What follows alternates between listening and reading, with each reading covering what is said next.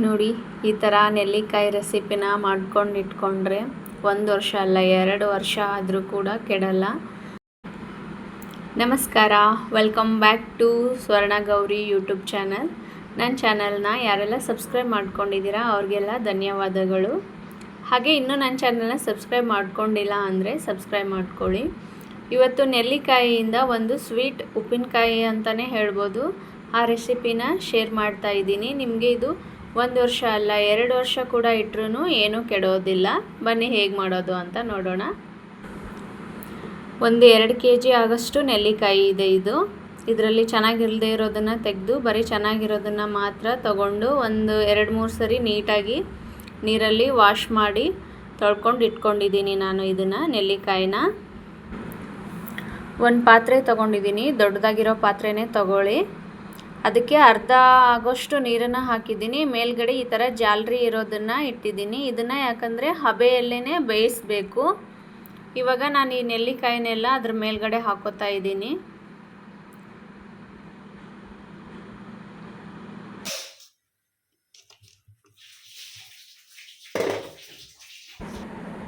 ನೋಡಿ, ನಾನು ಎಲ್ಲನೂ ಒಂದೇ ಸರಿನೇ ಎಲ್ಲ ಇಡಿಸ್ತು, ಹಾಗಾಗಿ ಒಂದೇ ಸರಿನೇ ಬೇಯಿಸ್ಕೊತಾ ಇದ್ದೀನಿ.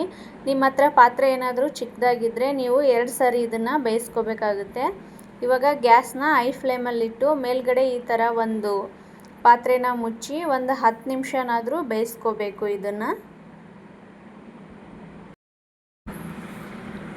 ಒಂದು 10 ನಿಮಿಷ ಆಯಿತು. ಇವಾಗ ಇದನ್ನು ಗ್ಯಾಸ್ನ ಆಫ್ ಮಾಡಿ ನಾನು ತೆಗೆದುಬಿಟ್ಟು ನೋಡ್ತಾ ಇದ್ದೀನಿ. ನೋಡಿ, ನೆಲ್ಲಿಕಾಯಿ ಎಲ್ಲ ಈ ಥರ ಪೀಸ್ ಆಗಿರಬೇಕು. ಈ ಥರ ಆದರೆ ಕರೆಕ್ಟಾಗಿ ಬೆಂದಿದೆ ಅಂತ ಅರ್ಥ.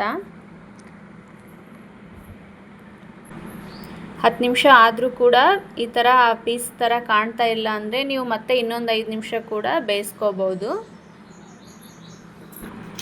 ನೋಡಿ, ನಾನು ಒಂದು ಬೇರೆ ಪಾತ್ರೆಗೆ ಹಾಕ್ಕೊಂಡಿದ್ದೀನಿ. ನೋಡಿ, ಈ ಥರ ಮುಟ್ಟಿದ್ರೇ ಅವೆಲ್ಲ ಈ ಥರ ಪೀಸ್ ಆಗಬೇಕು. ಆ ಥರ ಬೇಯಿಸ್ಕೋಬೇಕು. ಬೇಗ ಆರಲಿ ಅಂತೇಳಿ ನಾನು ಬೇರೆ ಪಾತ್ರೆಗೆ ಹಾಕ್ಕೊಂಡಿದ್ದೀನಿ.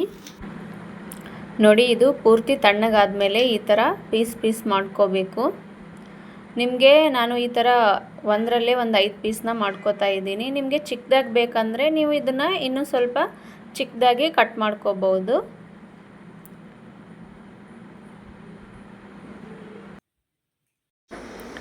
ನೋಡಿ, ನಾನು ಎಲ್ಲನೂ ಈ ಥರ ಪೀಸ್ ಮಾಡಿ ಹಾಕ್ಕೊಂಡಿದ್ದೀನಿ. ಈ ಥರ ಪೀಸ್ ಮಾಡಿ ಹಾಕ್ಕೊಂಡು ಗ್ಯಾಸ್ನ ಆನ್ ಮಾಡ್ಕೋಬೇಕು. ಇದು ಒಂದು 2 kg ನೆಲ್ಲಿಕಾಯಿ ಇರೋದ್ರಿಂದ ನಾನು 2 kg ಬೆಲ್ಲನ ಇದಕ್ಕೆ ಸೇರಿಸ್ಕೋತಾ ಇದ್ದೀನಿ. ಬೆಲ್ಲನ ಒಡೆದು ಪುಡಿ ಮಾಡ್ಕೊಂಡು ಇಟ್ಕೊಂಡಿದ್ದೆ, ಅದನ್ನು ಹಾಗೆ ಸೇರಿಸ್ತಾ ಇದ್ದೀನಿ. ಇದಕ್ಕೆ ಏನೂ ನೀರು ಅದು ಏನೂ ಹಾಕ್ಬಾರ್ದು. ಗ್ಯಾಸ್ನ ಲೋ ಫ್ಲೇಮಲ್ಲಿಟ್ಟು ಇದನ್ನೆಲ್ಲನೂ ಬೆಲ್ಲ ಕರಗೋ ತನಕ ಮಿಕ್ಸ್ ಮಾಡ್ತಾ ಇರಬೇಕು.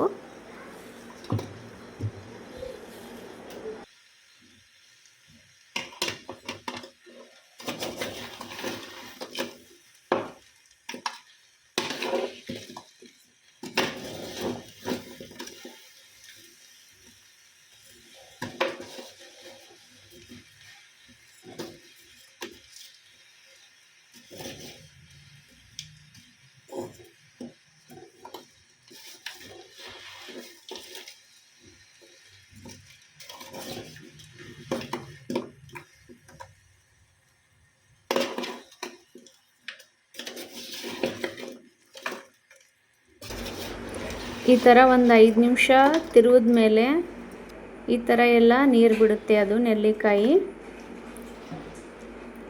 ಈ ಥರ ನೀರು ಬಿಟ್ಟ ಮೇಲೆ ಮತ್ತೆ ಒಂದು 10 ನಿಮಿಷ ಚೆನ್ನಾಗಿ ಇದನ್ನು ಕುದಿಸ್ಬೇಕಾಗುತ್ತೆ. ಇವಾಗ ಗ್ಯಾಸ್ನ ಹೈ ಫ್ಲೇಮಲ್ಲಿಟ್ಟು ಒಂದು 10 ನಿಮಿಷ ಕುದಿಸಿ. ಮತ್ತೆ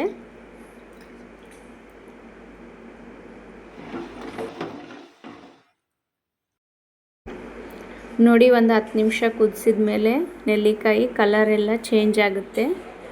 ಈ ರೀತಿ ಆಗುತ್ತೆ ಕಲರು. ಇಲ್ಲಿ ತನಕನೂ ನೀವು ಇದನ್ನು ಕುದಿಸ್ಬೇಕಾಗುತ್ತೆ. ಇವಾಗ ಸ್ಟವ್ನ ಆಫ್ ಮಾಡಿ ಇದು ಪೂರ್ತಿಯಾಗಿ ತಣ್ಣಗಾಗೋದಕ್ಕೆ ಬಿಡಬೇಕು. ಇದನ್ನು ಪೂರ್ತಿಯಾಗಿ ತಣ್ಣಗಾದ ಮೇಲೆ ಇದನ್ನು ಪ್ಲಾಸ್ಟಿಕ್ ಡಬ್ಬದಲ್ಲಿ ಹಾಕಿಡಬೇಕು. ಇಲ್ಲಾಂದರೆ ಕಾಜಿನ ಡಬ್ಬದಲ್ಲಿ ಹಾಕಿಡಬೇಕು. ಸ್ಟೀಲಿಂದಾಗಲಿ ಆಮೇಲೆ ಸಿಲ್ವರ್ ಪಾತ್ರೆ ಎಲ್ಲಾದ್ರಿ ಹಾಕಿಡಬಾರ್ದು. ಹಾಕಿಟ್ರೆ ಅದು ಎಲ್ಲ ಸೀಳೋಗ್ಬಿಡುತ್ತೆ ಪಾತ್ರೆ. ಹಾಗಾಗಿ ಪ್ಲಾಸ್ಟಿಕ್ ಅಥವಾ ಕಾಜಿನ ಬಾಟ್ಲಲ್ಲಿ ಹಾಕಿಡಿ. ನಾನಿಲ್ಲಿ ಪೀಸ್ಗಳನ್ನು ಬೇರೆ ಸಪ್ರೇಟಾಗಿ ತೆಗೆದಿಟ್ಕೊಂಡಿದ್ದೀನಿ. ಅದು ಉಳಿದಿರೋ ಪಾನ್ಕನೆಲ್ಲ ಸೋಸಿಬಿಟ್ಟು ಈ ಥರ ಕಾಜಿನ ಬಾಟ್ಲಲ್ಲಿ ಹಾಕಿ ಇಟ್ಕೊಂಡಿದ್ದೀನಿ. ಎರಡನ್ನೂ ಒಂದೇ ಡಬ್ಬದಲ್ಲೂ ಕೂಡ ಹಾಕಿಡ್ಬೋದು. ಇದನ್ನು ನೀವು ಫ್ರಿಜ್ಜಲ್ಲಿ ಸ್ಟೋರ್ ಮಾಡಿಟ್ರೆ 1 ವರ್ಷ 2 ವರ್ಷ ತನಕನೂ ಏನೂ ಆಗಲ್ಲ, ಹಾಗೇ ಇರುತ್ತೆ.